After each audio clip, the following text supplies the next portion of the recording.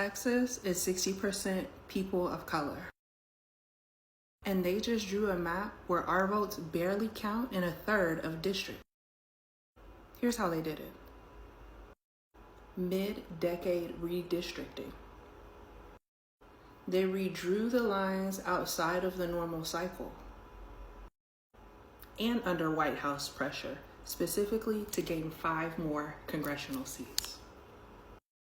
The courts called it racial gerrymandering, but the Supreme Court said use it anyway. They gutted the Voting Rights Act. Now the legal standard is basically prove that we meant to discriminate against you, and good luck. Add in Senate Bill 1's ballot rejection rates.